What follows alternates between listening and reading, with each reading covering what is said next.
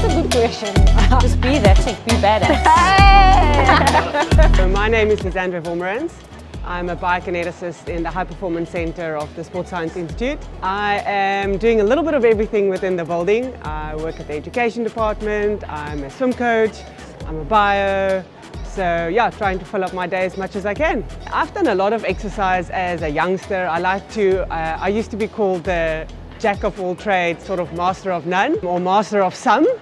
And I tend to do, or many years back, I did a little bit of everything. I played netball, I swam, I like to run. I like the combination of doing team sports with individual sports. And I think the challenge between the two is quite different, and it challenges you on different levels.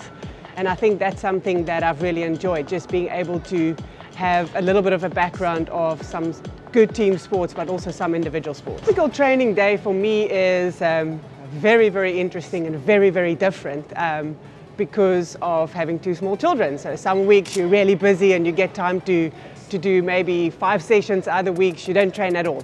So I definitely cannot confirm that my training has been consistent. Also recently recovered from a hip operation. So I am currently trying to get back into swimming. I swim maybe 2 to 3 times a week if I can. I also really love the ocean. So I'm really trying to get back surfing and bodyboarding, and hopefully later this year represent the Cape Winelands bodyboarding team again at SHM. So doing sports on a high level as a female has always been, I think, maybe slightly different to males. Like males, you've got lots of TV coverage, there's just so much support, there's financial support.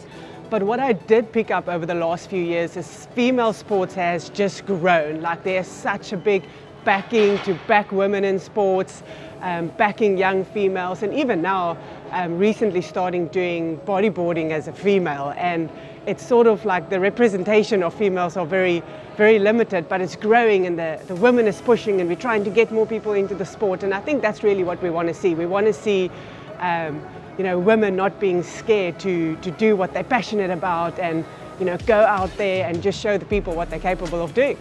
Sure, staying motivated, I understand is sometimes like extremely difficult, especially to use a example for me is, you know, you're going through a phase, you get really good at something, you get really fit, and then you have children, you know, and it's like the whole world is coming to an end. But really trying to find yourself in where you are in your life, what is important, what is a lot of training, what is not a lot of training, what do you need to do to stay happy, and what is needed for you to achieve your goals. And sometimes it's something as simple as doing 30 minutes of exercise a week. For other people it might be 3 hours of exercise a day. And I think the important is to remind yourself, like, what makes you happy, what is enough for you as a person, and really just to make sure that you're not comparing yourself to someone else, because everyone is on their own exercise journey, and everyone needs to set their own individual goals within their exercise journey. Nutrition, it's always a big topic, and I think, again, for females, like so much more than male. Are you eating the right thing? Are you having enough of this? Oh, did you have that burger and chips? You know, and I think it's important for us to, for me, it's always a little bit of everything. I love a little piece of chocolate every day, but I won't have a whole slab of chocolate. You know, like moderation is for me the big word when it comes to nutrition. Having a little bit of everything, keeping my plates nice and colorful, and just really like balancing life out. Some days are much harder than other days, and then that one block chocolate just isn't enough. And other days you're just having a much more balanced day. So when it comes to training and being a little bit more specific, I think even through big training blocks or through smaller training blocks or through weeks with no training, in the end it's about enjoying food for me, but making good choices through the whole year, and not just a little bit here and a little bit there.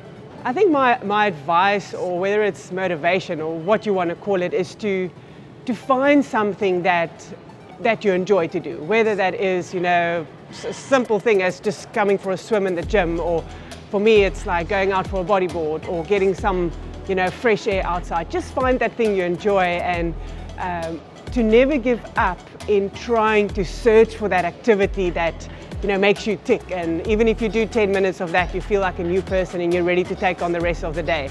And I think that's really been helping me. Sometimes, you know, the world and everyone out there, it's like you have to train 90 minutes a day, or you have to train 2 hours, and it's like I just don't have 2 hours.